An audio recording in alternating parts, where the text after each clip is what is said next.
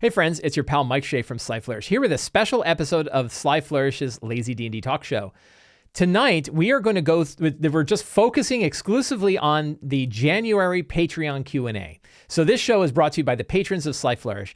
If you want to help support shows like this, you can help me out by joining the Sly Flourish Patreon. And one of the benefits of being a patron of Sly Flourish is we have a monthly Q&A thread. Every month I put up a thread. I'm going to put up the February one probably tomorrow. And we will... anybody can put a question on there. Any of the patrons can put a question on there. I will certainly answer it directly. I do that anyway. I might do a short video on it, or I might talk about it in a show like this. So at the end of the month, we have leftover questions that we haven't gotten to, and I'm going to do a show like this, which I am doing right now, to go through all of those questions. So this is going to be a relatively long show in which we'll go as long as we need to answer all of the questions. Maybe it's pretty quick, and maybe it's going to take some time. We'll find out. So let's jump right into the questions. Cormac F says, villains and plot exposition. Any tips on making this seem more natural in the 3 rounds of combat that they are likely to last? I have my list of secrets and clues, but sometimes it feels a little awkward or forced to have them be revealed in the BBEG's last breath. Sure. I don't worry about that. I think it's perfectly fine to have villains spout exposition about their secret dastardly plans. I think there's other ways to do it too. You could have the plans that are written up in notes and in journals and in other artifacts that the characters could find in the chamber. Maybe parts of the plot become revealed by other things.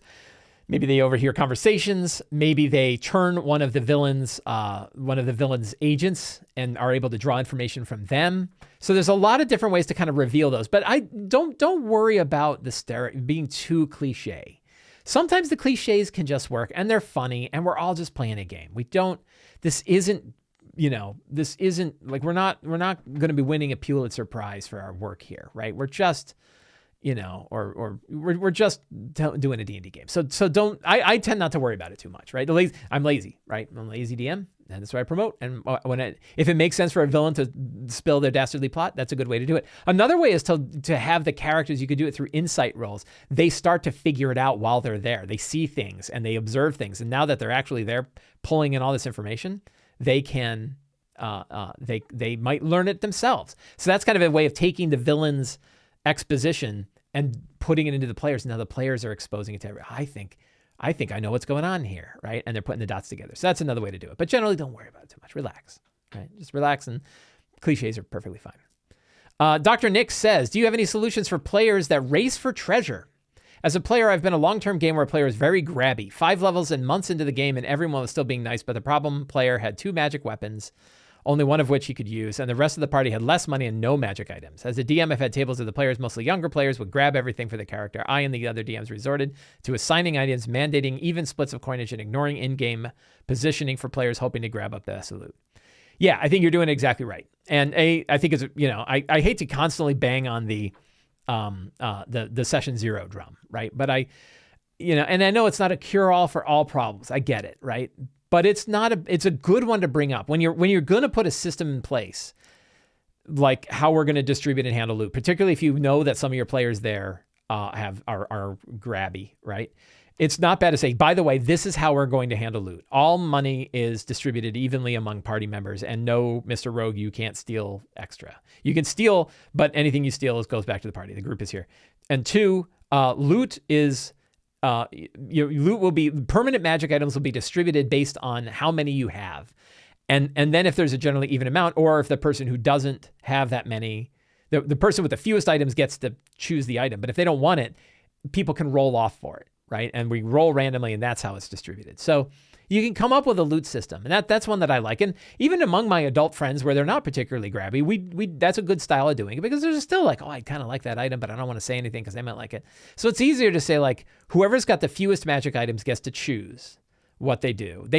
I don't think I would let them choose who gets it, right? Because they might favor somebody else, right? And instead they can throw it back into the pot, in which case it goes to the next person who's got the fewest. Or you could just say, okay, how about we roll off on this, right? And generally that works, because there's 2 sides to this. And one side is you have the greedy people who grab it, and the other side is you have people that are really going out of their way not to be greedy, which means they end up not taking anything, right? Because they don't want to take it from the rest of the group. And you're like, no, they should get it too. So having an even system for how you're distributing loot, I think, is a good thing. In fact, this is probably worth an article on like what's a good loot distribution system that works well. So I'm going to not check that one off because I think that might turn into a good system. Victor G says, using your 3 of 5 keys design, I've set up 5 conditions / MacGuffins for a Slod apotheosis, but I'm struggling with how to present the quest in a fantastic manner. E.g., you see before you the legend of Havoc the Slod and the 3 of 5 things he needs to become a god. I think that sounds weird. Does that sound weird? That sounds weird. Yes. But there's other ways to do it, right? And there is that idea of like in the world describing how that works. And players recognize quest models, right? And they're comforting, right? Players are comfortable when they say, I get it. Right? I understand what we need to do. We need to collect these 3 things, and there are a total of 5 out there, but we only need 3. So, the way you describe it is a little, that's a little mechanic-y, right? But I bet you could split that into 2 or 3 sentences that sounds more in-world and in-story that still gets the same point across. So I think you can describe it in different ways. And some players will go, that's interesting. Or if they know it, they'll go, look, the 3 of 5 quests, right? The 3 of 5 key quest. So for people who don't understand the 3 of 5 keys, the idea here is that instead of having an all or nothing quest where like, I must have the 5 keys to open the big door.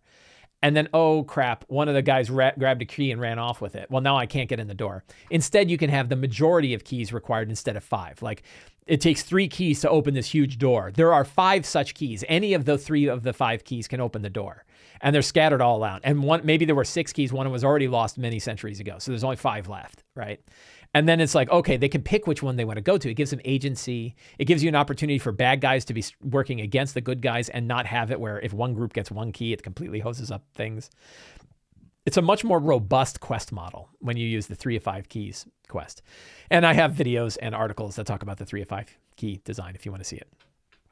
So how do you describe it? I think, again, don't worry too much about it, right? And players like to know that what the model is, even out of world. So if you describe it with your in-world flowery terms and then say, by the way, what this means is it takes 3 such keys to open the door of 5 or 3, whatever this is, the 3 of the 5 things you need to be, he needs to become a god. He only needs 3 and there are 5 such things and he's sent minions out there to go find them. So you got to go find them too. And you want to grab up 3 before they do because otherwise, they'll succeed. Hope that helps, Victor. Arjun N says, I'm all for reskinning monsters rather than making new ones from scratch. Good deal. Very powerful lazy DM tool. However, I feel like I spend a lot of time combing through the monster manual to find the right monster to reskin. Okay.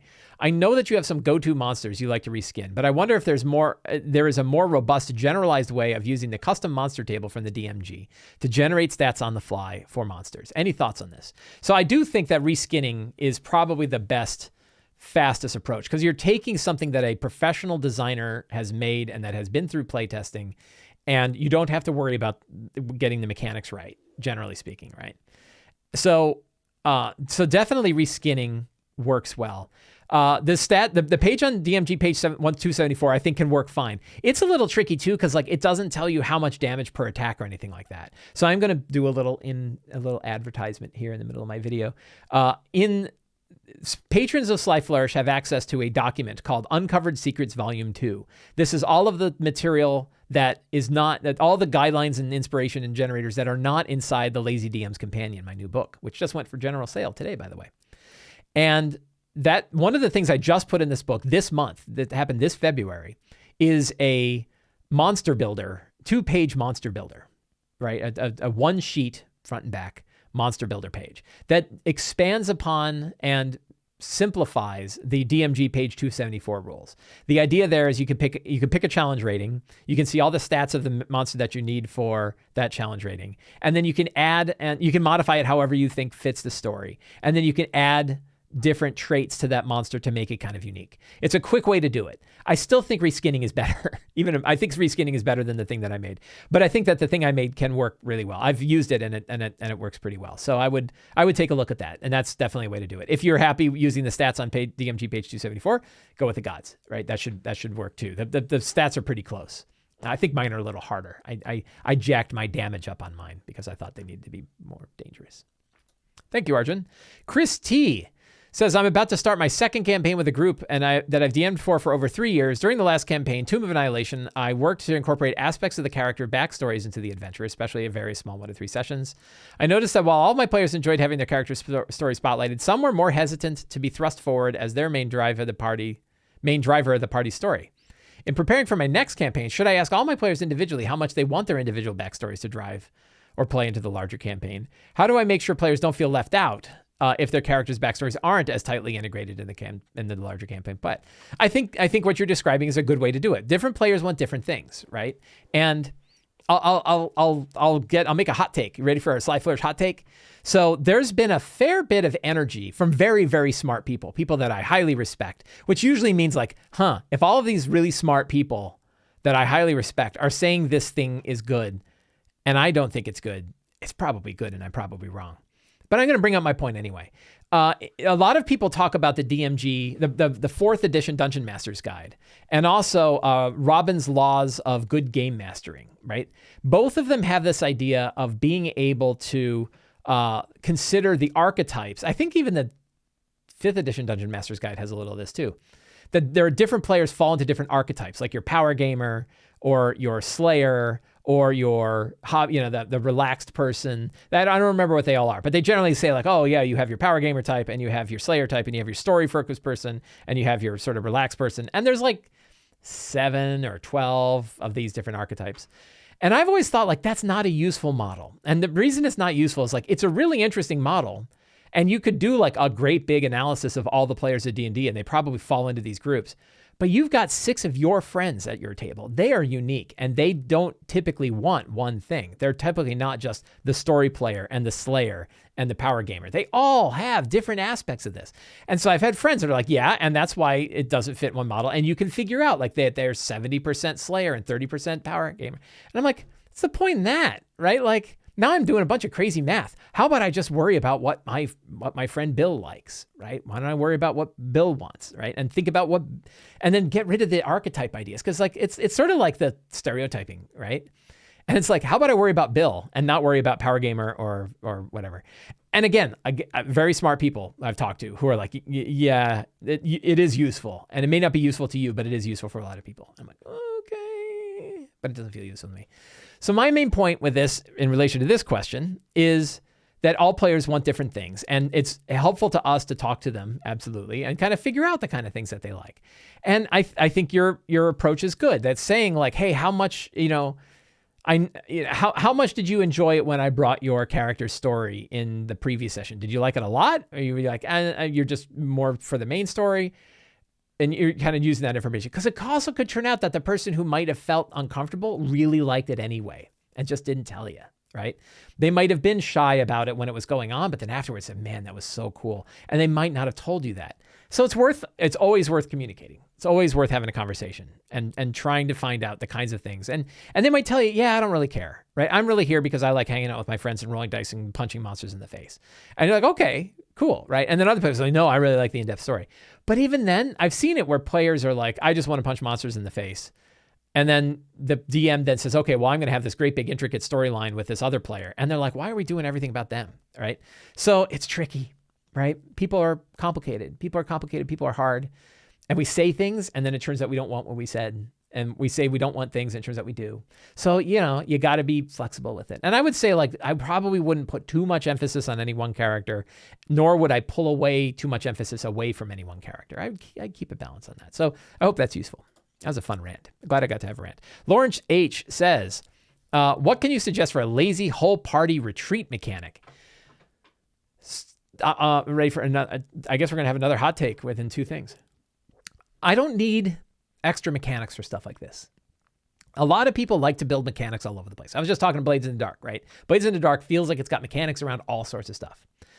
I think you can just do it, right? Maybe you roll a skill check if you want to, but maybe if it's clearly the best thing to happen in the story, you just switch to narrate it. And you say, maybe if you want, you could say like, you were all able to escape, but you suffer a level of exhaustion from the process, right?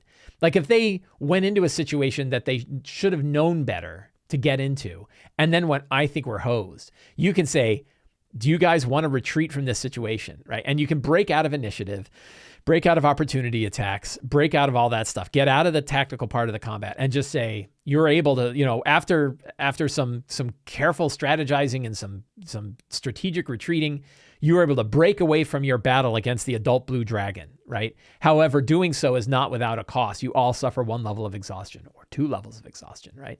I think that is a way to go. So exhaustion is a good way to have somebody that runs, or if it wasn't for their own fault, right? If it was just bad circumstances, maybe they're able to run away without suffering any penalty. Maybe they just do it.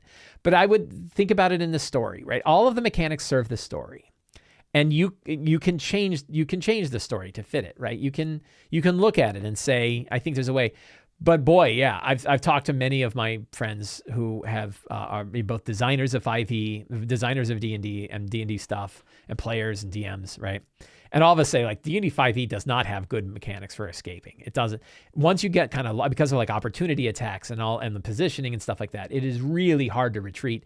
And players hate retreating. There's like a few things players just hate, right? Are you ready? Write these down. 1, they hate having their stuff taken away. They really hate it. Really consider whether or not they should have their stuff taken away. DMs all over the place love doing it. Don't do it. They want their stuff. Let them keep their stuff. They hate running away from stuff. Especially when they get involved. It's one thing for them to see something and go, yeah, that's Orcus over there and we're level 6. I think we should go, right? So, that's one circumstance. But another one is like when they go running in. If they get into a battle, it's once they're in combat, they hate leaving it, right? They hate leaving combat. They also hate it when monsters run away from them, right? If your expectation is, the monster will run away, that drives, and especially if it's like a named monster or a villain, they hate it. Even if it's legitimate, they hate it, right? So don't plan on a monster getting away. If the circumstance arrives and the monster tries to get away, first of all, expect that it's still going to take a long time. You're not out of the woods yet when it comes to timing, right? Like the battle still might go on because they might pull some stuff. And a easy one is to look at the final episode of Critical Role Season 1, right? Which is a tremendous episode of D&D. If you want to watch, a level 20 D&D game, watch the final episode of Critical Role Season 1 and watch all the stuff that goes on there. 8 players or 9 players, level 20. Holy cow, right? And the main villain tries to escape and somebody else uses a 9th level counter spell to stop them from escaping, right? And it changes the whole course of their whole story because of that. Amazing. So players hate to watch monsters run away. They also hate running away themselves, and they hate having their stuff taken away. James W., you are slowly. Thanks, James. You are slowly creating resources for DMs to have at their table during prep and during play. I feel like a natural progression for you would be to create a DM screen. Have you thought about this before? And what do you think you'd put on it? I already have put out a DM screen. That DM screen is the Lazy DM's workbook. So I actually don't use DM screens myself. I like to be at the same table that the players are at, and I don't like to be separated by them with a big wall, right? I don't like having that wall in place. Also, it just physically gets in the way when I'm running my games. Lots of DMs do. I did a poll on this, right? And I don't remember what it is, but lots of DMs use DM screens. That's cool. And one of the reasons we use DM screens is there's lots of resources in it that help us run our games. Great stuff. When I put together the Lazy DM's workbook, the Lazy DM's workbook was my 30-page DM screen that you could sit there at your table and has all of the resources that you would normally want on a DM screen. So if you want to see the stuff that I think should be on a DM screen, poke through the Lazy DM's workbook, particularly the first few pages. And you have things like a bunch of random names, all the different skills and the associated attributes, quick generators for all kinds of things, both like, hazards and improvised damage and traps and all sorts of stuff. So things to help the stuff that you want to have on your DM screen or whatever it is, whether it's a actual physical screen or just pieces of paper that you keep in front of you. I also have a thing called the 5e cheat sheet. Let's take a look at this. Right. I have a D&D cheat sheet, which is a PDF. You can print this out, right? You can print this single page PDF out. And what I like to do is I print it out on resume paper, really nice copper, cool looking parchment resume paper. And then I laminate it. And on one side, I've got a laminated sheet that has all of this stuff in it. Let's zoom in on some of it, right? Improvised statistics for objects, traps, and hazards, all kinds of stuff here. What skills are associated with abilities, because I forget about that all the time. Quick encounter building. I actually have a much faster way to do this. I should probably update this. Minimum targets for area of effect, the difficulty class range, monster group, attacks and saves. This is for hordes, right? I'm going to update this. All right, it's time to update this. I have the conditions because everybody could use a list of the conditions. I think that's every DM screen I think has had it, and I think it's very valuable. And then I like to have piles of random names, right? This is what I found to be most useful on a single sheet. And when you have a laminated sheet on both sides, one side is a whiteboard. You can draw anything you want on the other page. And then one side is your cheat sheet. So I find this, and I have the picture that you see here is actually the one I have in my DM kit. And I adore it. I love it. So I'm going to update this. Thank you for reminding me. I'm going to keep your thing unchecked. But I don't use a DM screen itself. I probably am not going to manufacture a DM screen. I think the workbook covers it. Because to me, the workbook is what I think the most valuable thing you can have. And then this little one-pager, which you can get right on the Sly Flourish website. And it's linked in the show notes below. Thank you, James. I'm going to keep yours unchecked because you gave me work because I'm so busy slowly creating resources. I haven't even answered your question. I'm so mad about this slowly. Broggle, I'm DMing for a group of 5 players and recently got the feedback from them that they feel like our combat encounters could be more interesting. Your question is interesting. And I agree with them.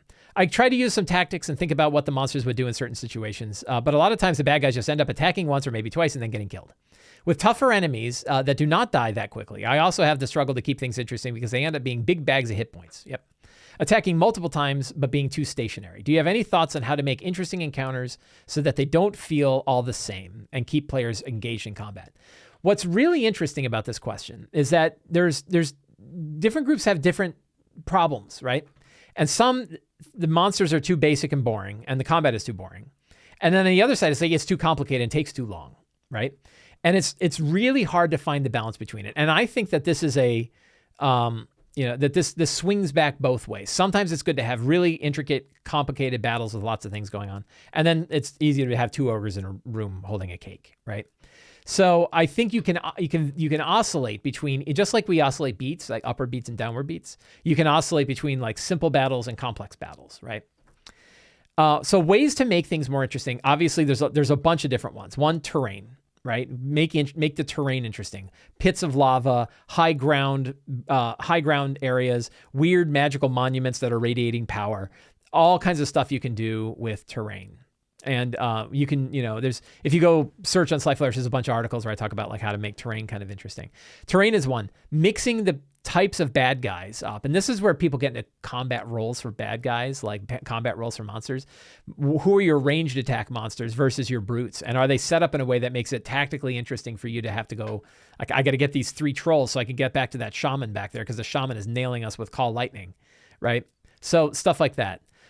You can take some approaches from the Matt Colville style action-oriented monsters, right? In which you can give either a boss monster or a particularly big monster things that they do each round. Like round 1, they do this. Round 2, they do this. And round 3, they do this. The general model, a loose model for the Colville style action-oriented models is maneuver, let it get into a position where it's particularly effective, escape, let it escape from a situation where the characters have all pinned it down, and then explode. Do something really big and monumental, right? So, yeah. So those are some. But and you can, if you look like if you see some of the example action-oriented monsters, you'll see other things that you can do. But basically, the idea that each round the whole battle is changing because this creature is doing something.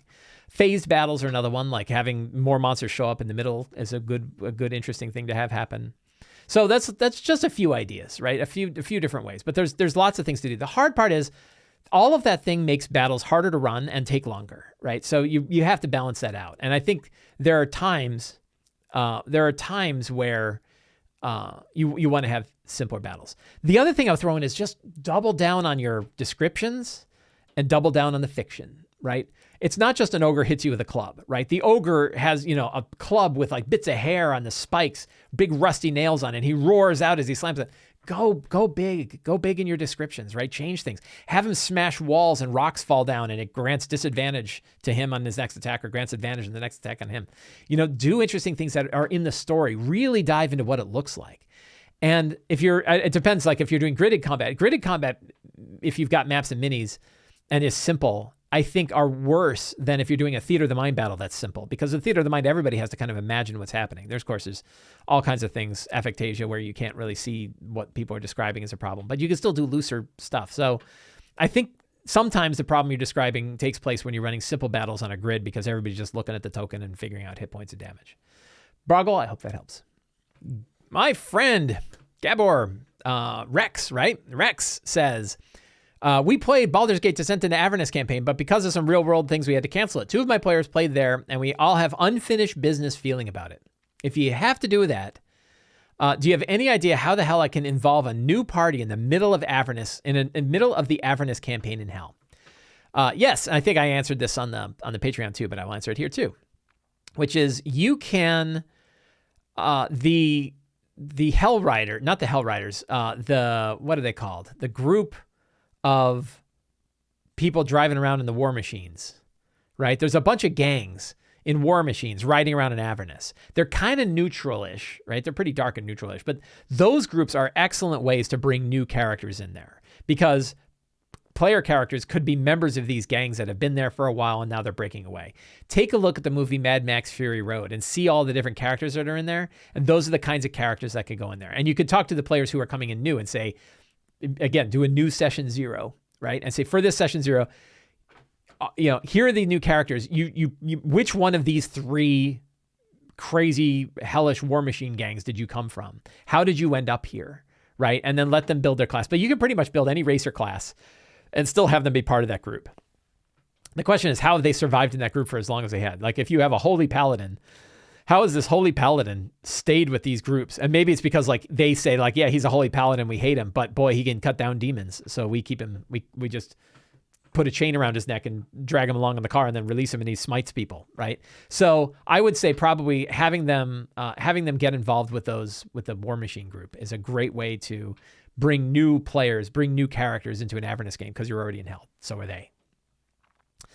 DM Timothy, how would you downplay a vampire into a CR3? So I think Timothy's question was actually significantly longer about this. And he was talking about how a particular product had monsters of different CR values that seemed to be out of whack. And I'm not going to sit and look at the design of a third-party product and figure out why they did it wrong.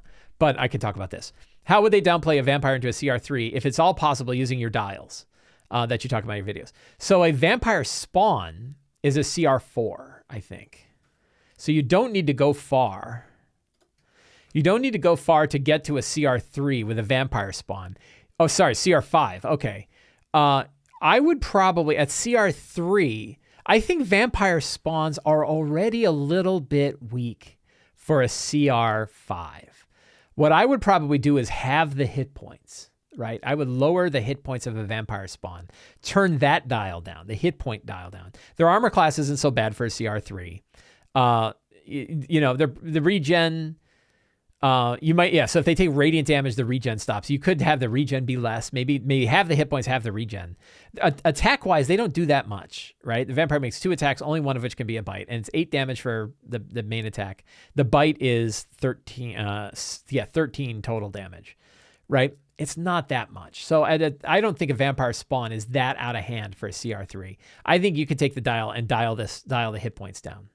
And you would have a good CR3 if you need it, or just run it as is, run it as is and see how it goes, right? That can work. So, DM Timothy, I know you had a longer part of that question on looking at bigger vampires. I would not take the full vampire stat block and try to knock it down to a CR3. That doesn't make any sense. Take the vampire spawn and lower it, and then you should be fine. Zach W says, I really enjoy the one-on-one videos you did with Enrique. Yes, me too. Have you, or do you intend to publish any other live play videos? This comes up from time to time. I get a lot of questions about this, and I get some people that are kind of mad that I don't do this.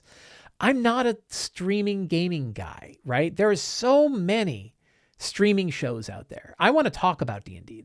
I like what we're doing right now, right? I like talking about D&D. I like doing my prep about D&D because not a lot of, there's certainly a lot of people that are talking about D&D, right? but I really like doing it. And it's not that hard to do. Setting up a game where you're running a game is a lot of work, and not as many people as you think are going to be interested in it, right? Especially the longer it is, people are busy. There's so many streaming games out there, and they're so good. So many of them are so good. I don't think that that's a space where I can really provide something that's significantly different and significantly better than what other people are already doing. So I would rather do a talk show like this.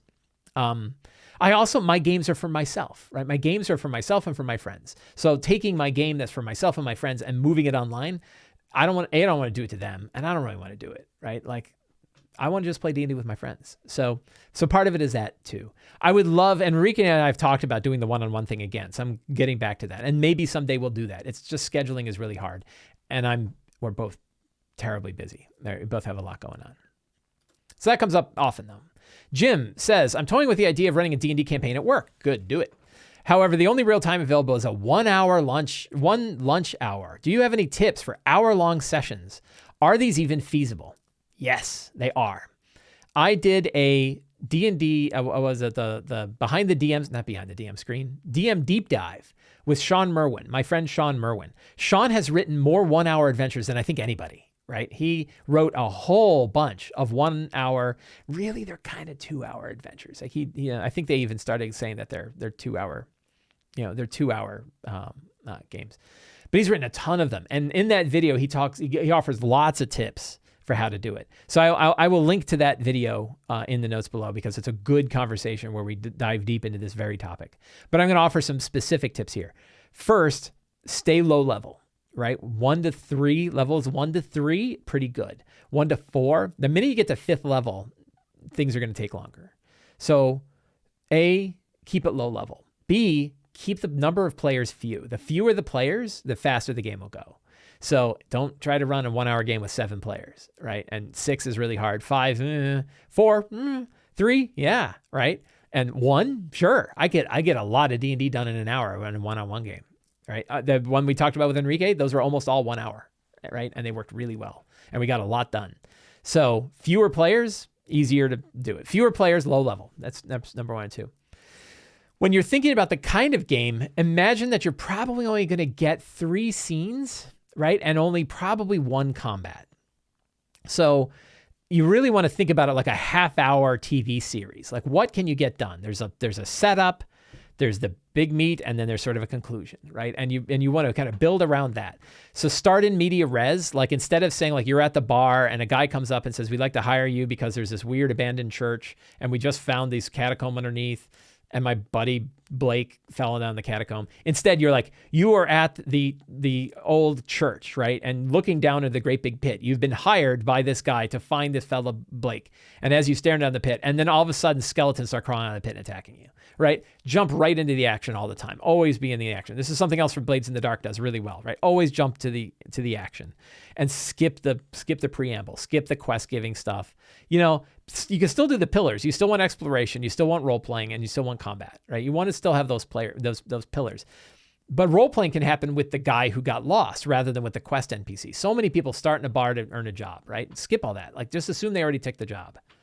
And then what you might do is, like, between sessions, you might say, here are 3 potential quests that you could go on in our next game. Which one of these are you interested in? Do it offline. And then they already picked one, and then you can jump right into media res for the next one.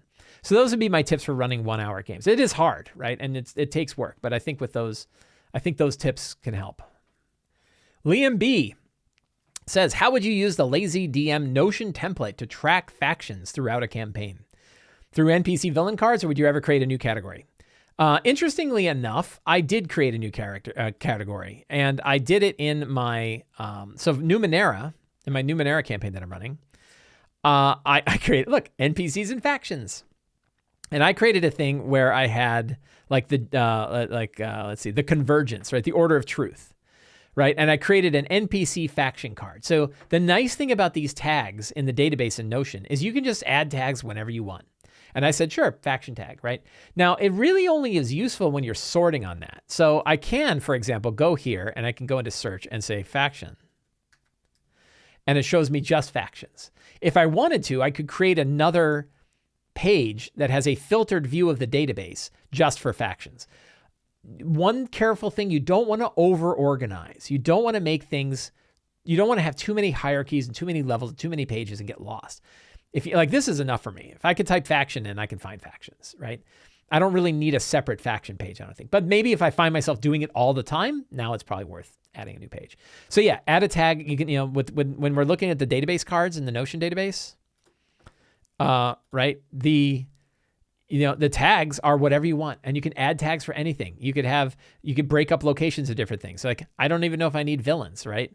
But I created a faction tag. So you can add tags for anything, and then you can create views of the database and make new pages of those views for any of the tags that you feel are helpful. Just don't overdo it. Only do them when you need them. Only add a new tag when it's really discrete and you know that you're going to search on it. You know what you want to sort by. Then it's worth doing, but don't over-organize.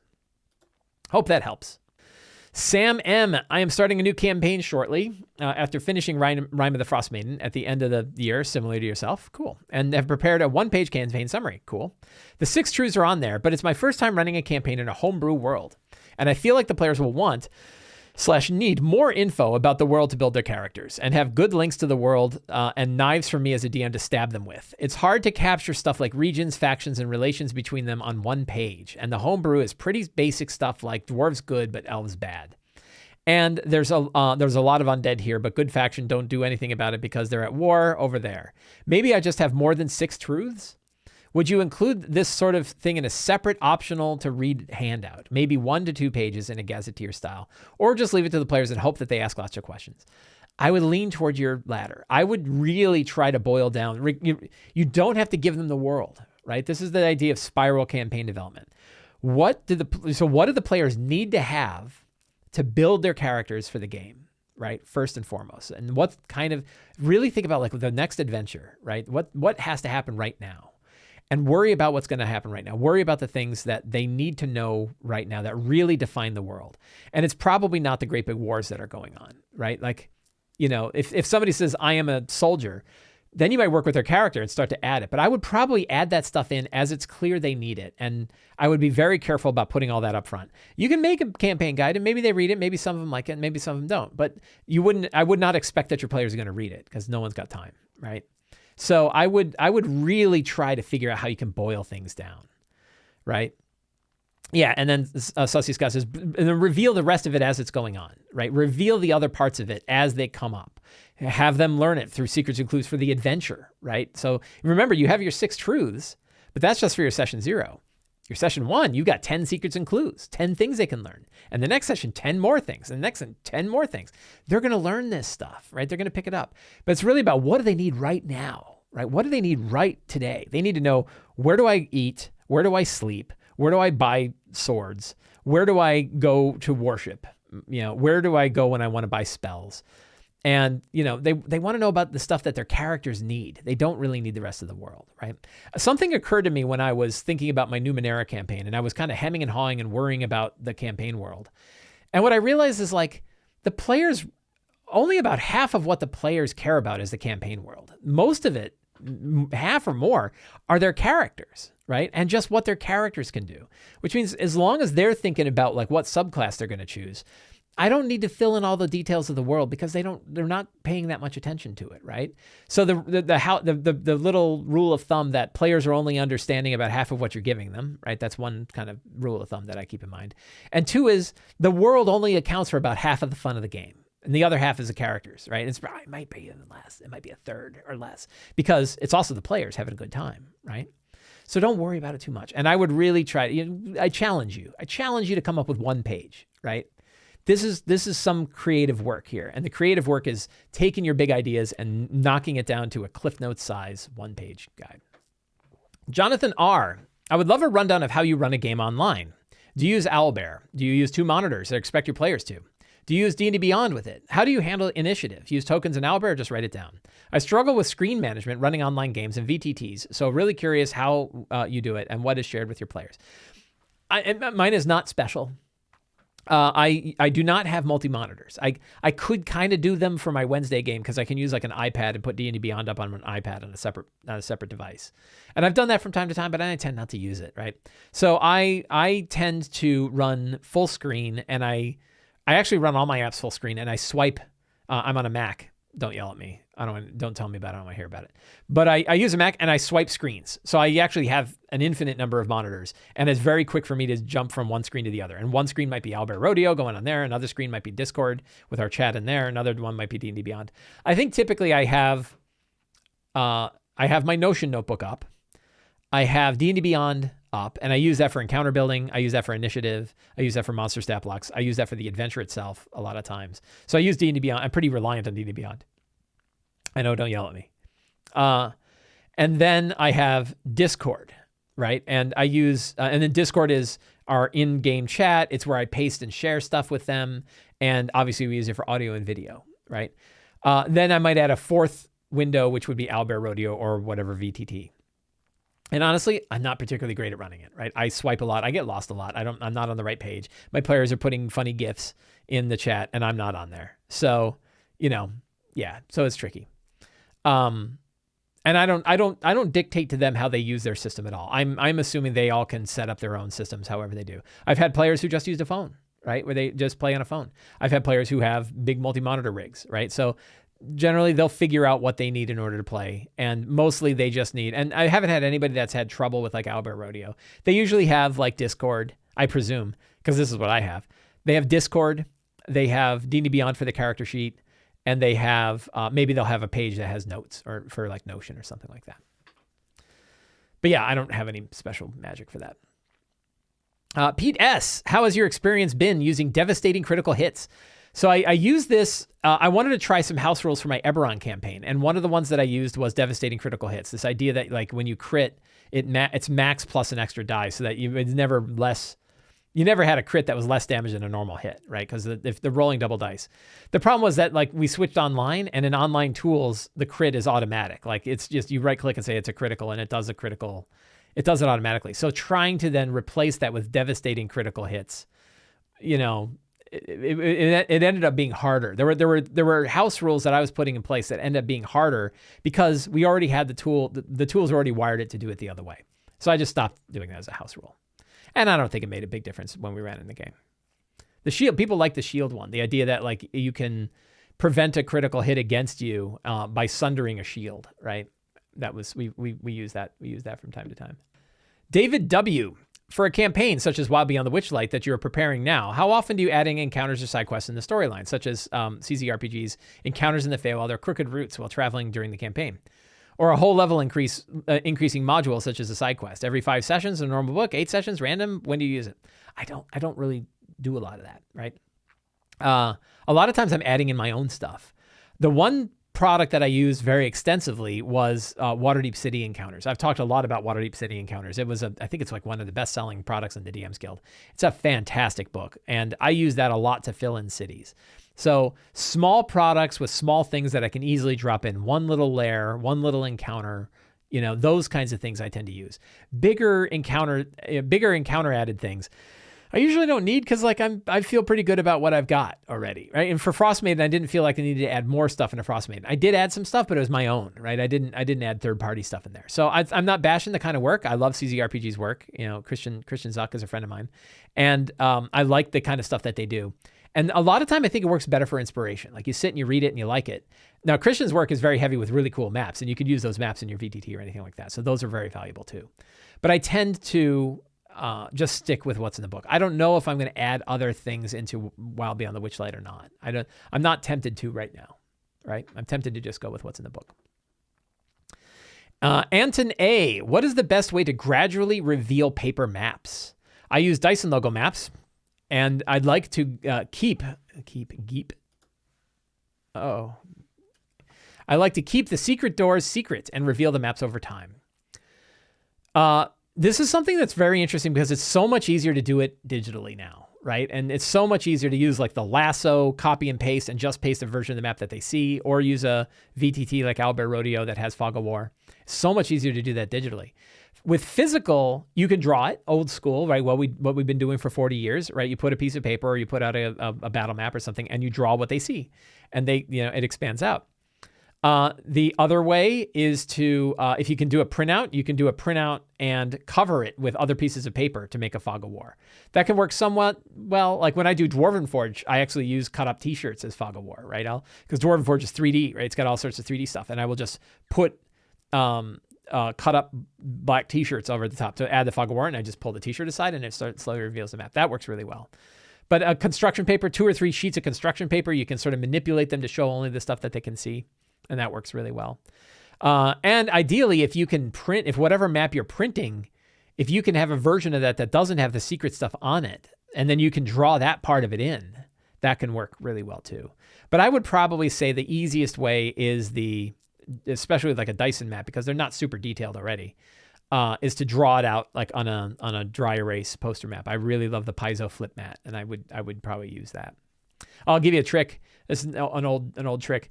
A Paizo flip mat, actually any gridded map or any published map, underneath a big acrylic sheet. You can buy these acrylic sheets at like hardware stores or like Home Depot and stuff.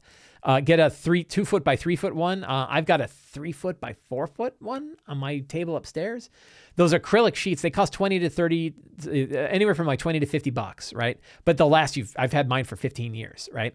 And those are great because they're perfectly smooth, perfectly flat. Miniatures feel great on them. And you can draw on it with a dry erase marker and then wipe it right off.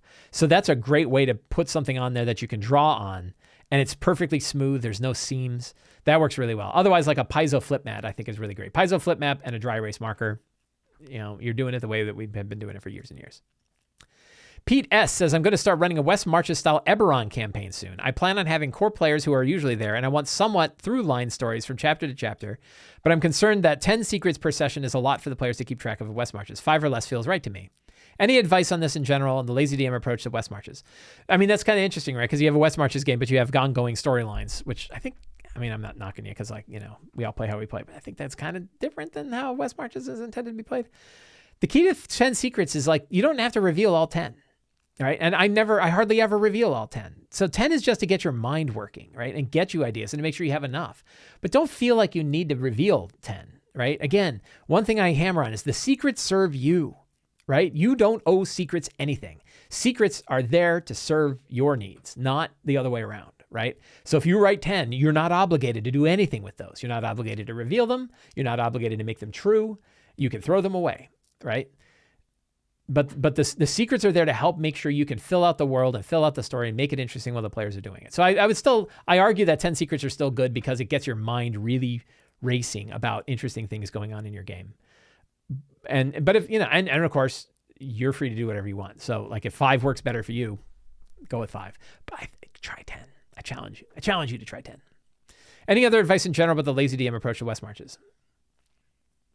I don't think so. I don't think I wrote an article on Sly Flourish. West Marches campaigns in Grendleroot, right? I was interested in the idea of taking Ruins of the Grendleroot, my book of adventures, and turning it into a West Marches style game. This article, I think, probably gives some thoughts about how I would run a West Marches style game. It's mostly focused on, look how big this article is. Jeebus, right? It's mostly around how to do it in Grendleroot, but I think that this article probably covers some stuff that about how to do kind of lazy DM style in West Marches. But I don't think I've got any great things because I don't run West Marches games, so it's kind of not my place to say. Bram B says, back at it again with a request for high-level advice. At this point, I see more and more monsters who can use devastating, debilitating effects against my players. Really? I thought all the adults would. For instance, as soon as they face an adult amethyst dragon in its lair, it can cast Force Cage psionically as a lair action every turn. Whoops. It might feel like we're giving the players a taste of their own medicine and it taking out the barbarian for the whole fight without any counterplay. Just sounds frustrating to me. What would you do? Make the effect less invulnerable, not use such an ability? Mind you, the barbarian is a zealot who can't be killed with damage. I think it's not out of place. I think it's probably, does it still require concentration? Adult amethyst dragon. Let's take a look at that one in particular. I think it's generally rare to see this kind of thing. Right? I don't typically see, there are some monsters. Is it a lair action? Dragon cases Force Cage spell using its spell save DC and no spell components. The spell ends early if the dragon uses lair action or dies again. So it can't hold it for very long. And I presume Force Cage is still concentration, isn't it? Is it not concentration? No, duration 1 hour. Whoa. Well, I would make sure that it only pulls that off and then switches to these other ones, right? And it's only doing it for a round, right? Which kind of sucks. And it would suck if it's doing it to the same one. So yes, you're right. You want to figure out a way. To make this not suck. A good common approach is, in your mind, think about deals that you can make with the player. You're able to grab this, because you're 20th level, you're really powerful. You're able to grab the bars of this Force Cage and break it open. But what does it do to you, right? Does it cause, does he have to, I always like the giant pile of psychic damage, right? Maybe for Zealot, force damage, right? Like you take a D8 per level in force damage, right? Or D8, 10 D8 force damage to break free. All right. Maybe that'll scare a Zealot, if you can't kill a Zealot. I like the deal of replace a debilitating status effect with damage, right? And I have a thing in the DM's Companion where I talk about this, that anytime they have a debilitating status effect like fear or stun or whatever, they can break out of it by taking 1d8 for every other level, basically 1d, half their level in d8s in psychic damage, right? That works pretty well. So keep that trick in your mind and offer a deal to them. Like, what can they do while they're there, right? On their turn, they don't want to just sit on their thumb, right? So what else can they do? That's something I would consider. Bram B. Oops. No, that was Bram B. Chad M. Do you think the OGL, the Open Gaming License, has helped the incredible growth of D&D compared to other systems that never opened up? I.e., would Numenera have a larger following if it had an OGL? I don't know. I can't really hypothesize. I imagine the OGL has certainly helped with 5e because of 5e's popularity. I don't know if you took a game that was less popular and opened it up and if you would see a big explosion. It seems like it's a good idea, right? It seems like taking your core mechanics and creating an open gaming thing would be better. I kind of wish Cypher would do that. I think Cypher system would offer some really interesting things if there was a version. Numenera, for example, uses the Cypher system. It'd be very interesting if Cypher system was open and open in OGL, but they're not under an obligation to do so, right? And that's fine. There's also a question of you can't trademark or copyright or patent game mechanics to a point, right? So you could steal a lot. You could take a lot of ideas from a game system and kind of make a new one. You just can't call it that. So you can't say it's the Cypher system, but you could do the level system of the Cypher system where you roll a d20 and 3 times the level is the difficulty score. You could probably wire that into another system, right? And a lot of games have taken systems that are open, but have changed them significantly. Blades in the Dark takes a lot of ideas from Powered by the Apocalypse, takes a lot of ideas from Fate and some other places, makes a whole new system. And then they put that out as a Powered by the Dark or something like that. I looked at Ironsworn. Ironsworn is an excellent solo RPG. Ironsworn takes a lot of ideas from Powered by the Apocalypse, a lot of ideas from Fate, changes it, turns it into its own system. So they benefit from it, but they didn't really need the old ones, right? They didn't need an open license for the old ones because you could just kind of do it. So I don't know. The answer is I'm not sure. I don't know if it would help or not. Hey, it's my pal Rex again here. Hey, to my pal Mike. How would you lead a 7 to 8 party? Hey, we're back to talking about Grendleroot and Avernus. How would you lead a level 7 to 8 party from the Grendleroot campaign to the middle of the Avernus module? I have a loose idea about a kind of Black Star Archmage hunt. My player formed a strong bond for the Grendleroot characters, and they want to ride with them and be able to play them. I've never done that before. Transfer party from one setting to a mega module. Yeah, so there's certainly easy ways to have portals into hell. You could take the whole idea that the Deep Delvers Enclave gets pulled into hell, just like Elturel does, and then run Avernus kind of as written, only now Deep Delver's Enclave is sitting on an area of hell. Another way would be to have a portal somewhere in the mountain, somewhere in Blacklaw Mountain, that opens up to Avernus, and that the characters either get pulled through or they need to step through in order to chase. I kind of like your idea of the Archmage hunt, right? That maybe there's an Archmage who has gone into hell to recover something that if he comes back with it, it's going to be devastating. So they have to go in there and stop him before he does it. I think that would work really well. I have my 2-hour-old coffee.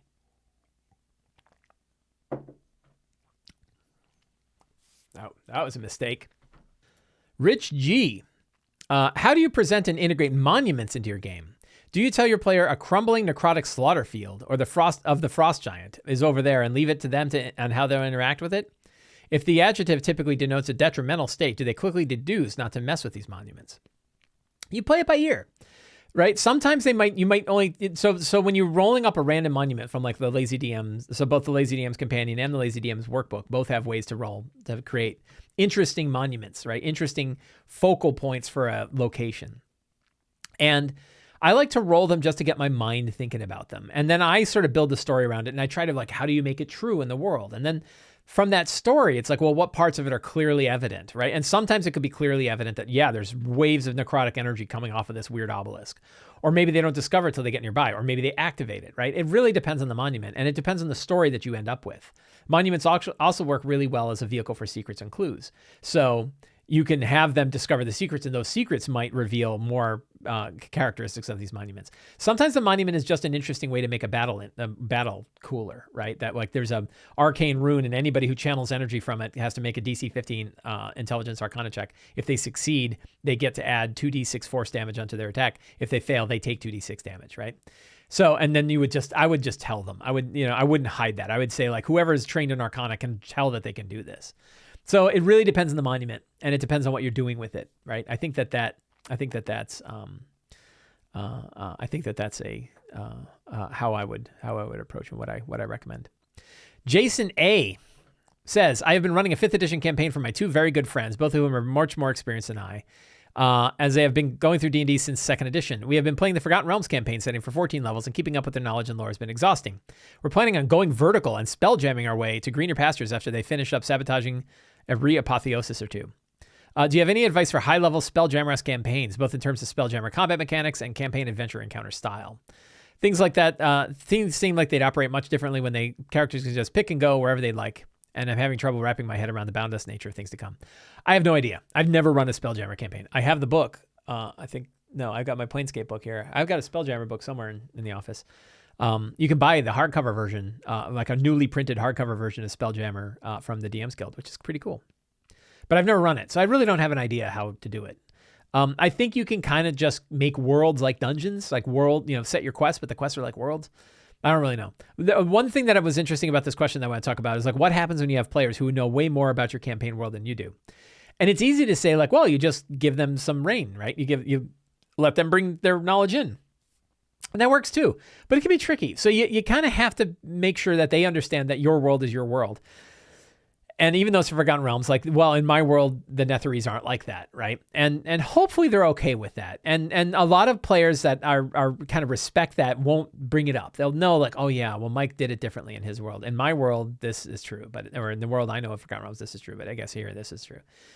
So you probably want to have that description, but it is a tricky situation when you have players who know significantly more about the world that you're running in. For some people, it's bad enough that they don't run in that world, right? That they say that's why they run my own. I'm an expert in the world that only I know about, right? So some people do that for that very reason.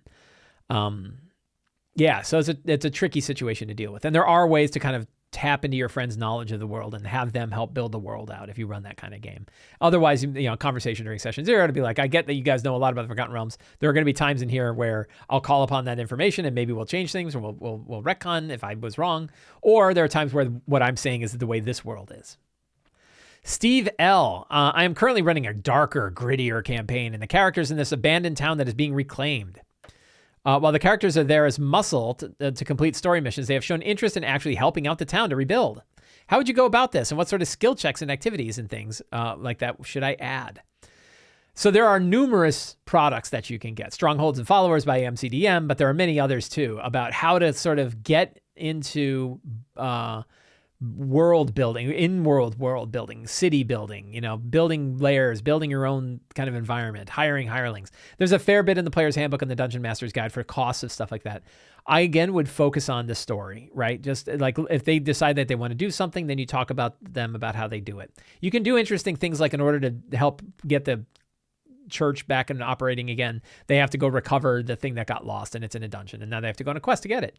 So you can tie some of the world building aspects to adventures that they have to go on. You could also do a lot of it in downtime sessions, right? And in that case, you don't need a system. Just do it, right? Just figure out how much you think something costs And, remembering that 2 gold pieces a day is how much trained labor costs, right? I'm sort of building from that. And figure out how much stuff costs and then just have them do it. But, for your skill checks, Xanathar's Guide has good stuff in it. And, but, your own experience with like what skills you think are valuable can certainly work. But I go back to I don't need a new mechanical system to do that sort of stuff. I would tend to just focus on the story. Hey, we're getting towards the end. I can see the bottom. Gary B says, I've never run Pointcrawls for my group, and I'm very interested in doing it, but not sure how. Looking at the Overland Pointcrawl map in the DM's Companion, yay. Would you give the whole map to players or just describe certain sections and pathways? I hate to say it, but it depends, right? And the Pointcrawl map that you give to the players is the map of what their characters would know. So if they know about all of the different paths that go between point A and point B and the different locations that exist between those 2 points, then that's what they would know. If there are secret paths, they wouldn't know them, so you wouldn't reveal them. I think it's perfectly fine to draw a path out. I would not take, unless they know all of it, I probably wouldn't take the map, the one that's in the companion, and show it to the players and be like, here's the point crawl between it. Because there's secret stuff in there, right? There's drawings between 2 different gateways that they could find out. So I would take a sheet of paper and I would write names on there and I would draw the paths that they know. If they're going into a completely unexplored land, they would probably only know the point that they're in, the points that they can get to next, probably the point they're trying to get to at the end, but they're not exactly sure how they're getting there, and the paths that are going to connect those points, right? And give them 2 or 3 options. And then each time they get to a node, they would learn about the other paths and they would see, oh, hey, that loops back to that other place that we were going to, or that loops over to the other place that we missed. Do we want to go over there this time? Right. And then they, we got, our perceptive wizard or cleric saw that there's a secret path that goes through the mountains. So we can actually bypass some of that swamp of no hope and we can go through the mountain range here. I'm sure it'll be totally safe. Right. So show them what the characters see. Right? And see how that goes. And you can just kind of draw it on a piece of paper, right? You can make it pretty simple. Really, a point crawl is essentially dungeons for Overland, right? Think about it like how you would do it for a dungeon. Like what would you expose to them when you're showing them a dungeon map? And just do that, but it's for Overland travel. All right. And the rooms are the locations and the hallways are the paths. It could be a riverbed, dry riverbed. It could be, a switchback path through the mountains. It could be a teleportation tunnel, a teleportation portal. Luke L., my 11-year-old son wants to play a one-on-one game with me. Awesome. And he wants to DM. Excellent. Any advice for how I can help coach from the player's side of the table? So I gave you some advice. I actually got advice from my friend Sharon, who has run games for children for a long time. So she had a lot of good information on this. And generally, it's like you really want to help them keep it simple, but don't be critical of it. Don't over, just let them run and let them try. Right. And when they come to you, that's when you help out. Otherwise, you just enjoy the story. It's really fascinating. And that's like, I'm not experienced with this. Right. So it's really fascinating and really interesting. And it's a delicate time. Right. Because, if it goes bad at 11, they might never want to do it again. So you got to be careful and, probably have to step back from dad mode, right? And just be a player again. And just, hopefully they can keep it simple and hopefully you can help them keep it simple. Yeah. Fun times and awesome. Ryan F. I have started running Runes of the Grendleroot. Yay for my group. And I have hope of running into a tier 4 campaign. Woohoo! To complete the overall story. Any suggestions on other material other than yours, all of which I already own, that I can use? Thank you. That I can use to help flesh it out once I get done in the adventures in the book. Yeah. So obviously there's the level 5 to 20 campaign arc in there. The main thing is like, what's the big story arc? I mean, essentially at that point, it becomes a custom homebrew adventure, right? Like there's an arc that's in that book. And I threw a lot of ideas in there about different kinds of adventures the characters could go on to follow the arc, that 5 to 20 arc. But you're going to come up with a lot on your own. And I always say, like, fall back to Dyson maps, come up with interesting scenarios, look at interesting monsters that might come up. There's a lot you can get. Copy of the monster manual and a big pile of Dyson maps can get you through a lot of D&D, right? So I would probably try that. any other, you can harvest other adventures. Rex up above was talking about how he's going to drop it into Avernus. So you could do that. You could take like Out of the Abyss, which has a fair amount of high level stuff. You could take Empire of the Ghouls. You could take a lot of other adventures that go to further and higher levels and take those pieces. You could take Dungeon of the Mad Mage, right? And drop those pieces into your game. I think there's a lot you can harvest from a lot of different books, but nothing, I don't have anything that I can say like, oh, this is the perfect Grendleroot 5 to 20 campaign. But good luck, and thank you for playing Runes of the Grendleroot. Thank you for picking up my stuff. Devin, how do you have any specific experience converting settings to a different system? Do you have any tips for running Fate and getting your players enthusiastic? That's 2 questions, Devin. I have not really taken a setting and moved it to a different system. I kind of like to use whatever system the setting was built around. So the 13th Age has its own world. And I think that world fits well with 13th Age's mechanics. So I don't really want to change that world. Numenera, you could play Numenera with Fate. I often thought that Numenera would actually be a good Fate campaign, or you could use the Fate rules. But on the other hand, I'd rather use the Cypher system, right? I've got the Cypher system, and the Cypher system is kind of built originally for Numenera, so I would want to use that. Blades in the Dark, a lot of people talked about the fact that you could take Duskwall from Blades in the Dark and make it a D&D world. That's fine. But why not play it in Blades in the Dark too? So I tend to play it with whatever system came with. So I don't have any experience converting a setting from one system to the other. I don't think it's that hard because a lot of time the setting doesn't have any mechanics in it at all, right? So like, look at Forgotten Realms, right? Look, Forgotten Realms has gone through 6 versions of D&D, 7 versions of D&D, something like that, right?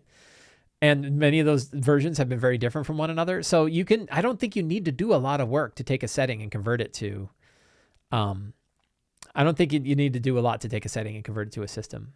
Mostly it's like, does that setting general thing work? So hope that helps. Do I have any tips for running Fate? I really like running it as a one-shot, and I like building characters as part of it, right?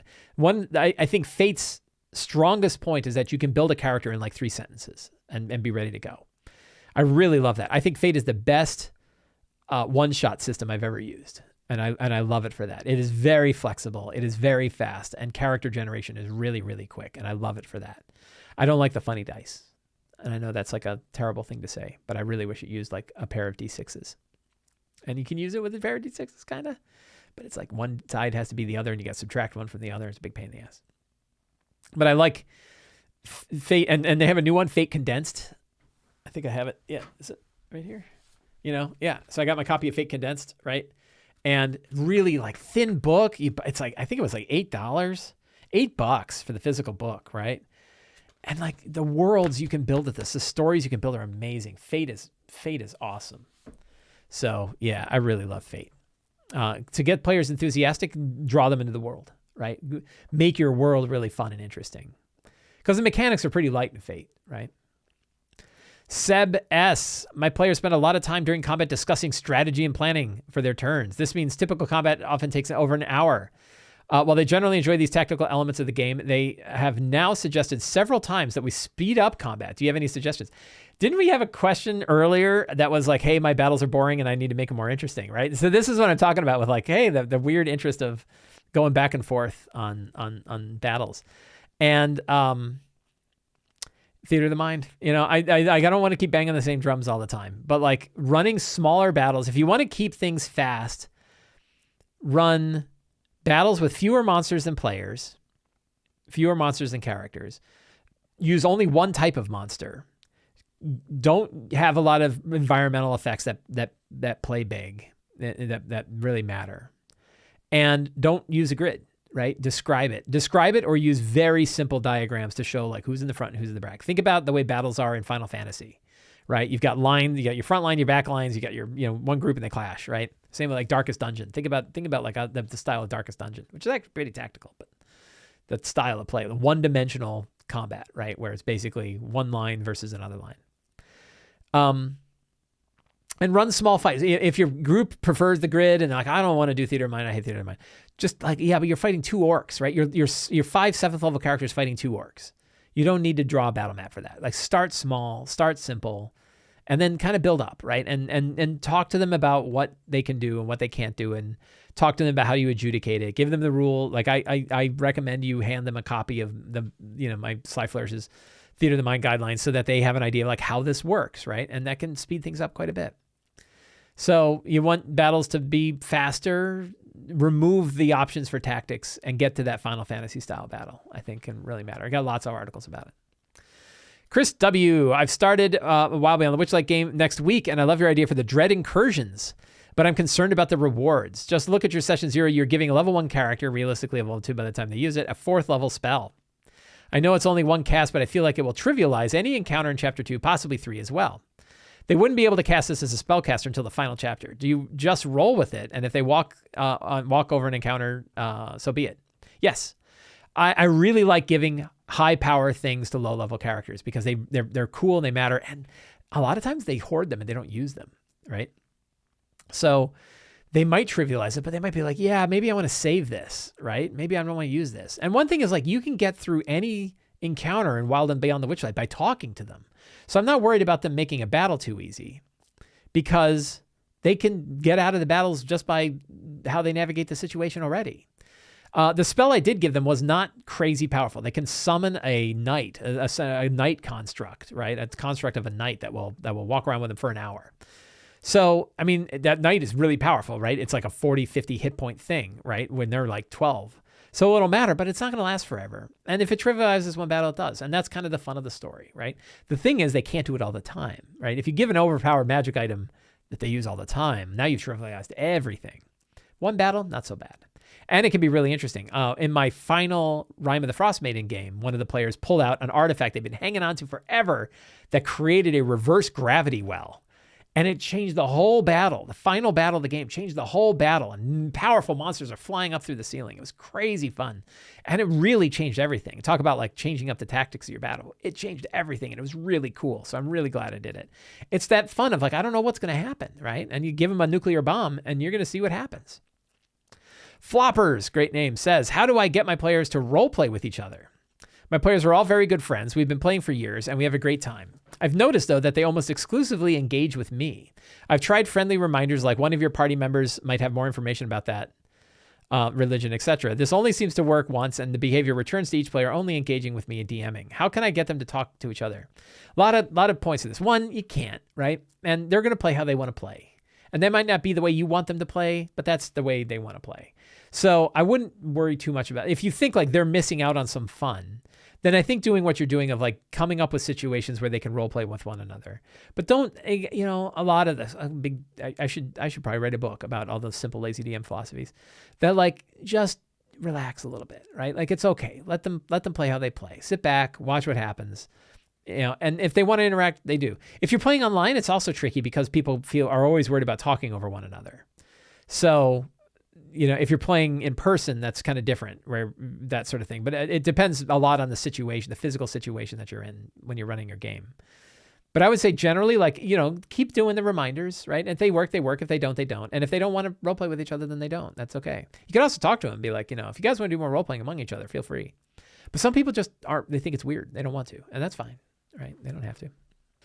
Atsu333 says, I've been brainstorming a campaign idea to introduce my players to Numenera as outsiders who aren't from the Ninth World, with the campaign starting as they arrive there. What kind of info should I be giving in a session 0 in a case like this, where their characters should share their unfamiliarity with the world? Or, I guess, any other campaign based around the party being in a strange new place. They still know stuff, right? There's still a baseline campaign, even if they like pop out of nowhere and they end up in this thing, the characters still have context. And what context do you want to give them? Maybe you can change your session 0 around so like you're filling in the 6 truths. The 6 truths are not truths anymore. Now they're secrets. That can work. But they still know stuff. Where did they come from? What do you want them to know? They want to build characters, right? So unless you're doing like a Planescape Torment style where they all come in as like gray globs and then eventually you figure out what class they are. I mean, you could do that. But I think, you still want to sit down and be like, yeah, I got to give information to my players. You want to give the players information enough that they know if they want to even play this. So what information can they learn, right? What can they learn? What are they going to learn pretty quickly? And maybe go a step ahead and just give them enough information. It's like, you're going to figure this stuff out. Right? You're going to figure this out by the time you get there. So I would probably go with something like that. I would say like you could do your session 0 and kind of have everybody sort of get introduced while they show up in this place. That could be kind of fun. But a lot of the rest of it, the elevator pitch of the campaign, even if the characters don't know it, the players might want to know it. Like, what are we doing? Like, what game are we playing? The truths, maybe you only give them one or two, right? And maybe you start with like the perspective of what their character learns. You have landed, you're sitting atop this strange place. You see a great big sphere. There's obviously a mixture of like high tech and low stuff going on. Maybe you give them just enough to know that even though their character doesn't know why they're there, the players do. And they're going to learn it really quickly. The characters are going to learn it really quickly. That's probably what I would do. That is the last of the January 2022 Patreon questions. I want to thank everybody for hanging out with me tonight to go over these questions. It's always a great time to hang out with all of you. If you're watching the video on YouTube, thank you so much for watching the video. Thank you to the patrons of Sly Flourish specifically for supporting this show and all the other stuff that I do. I hope you enjoyed hearing your questions and going through that. It's an excellent time. If you've enjoyed this show and you want to help out, you can do so by subscribing to the Sly Flourish newsletter, picking up any of my books, subscribing to my videos on YouTube, or becoming a patron yourself. So thank you all very much for hanging out with me tonight. Take care. See you this coming Sunday, and get out there and play some D&D.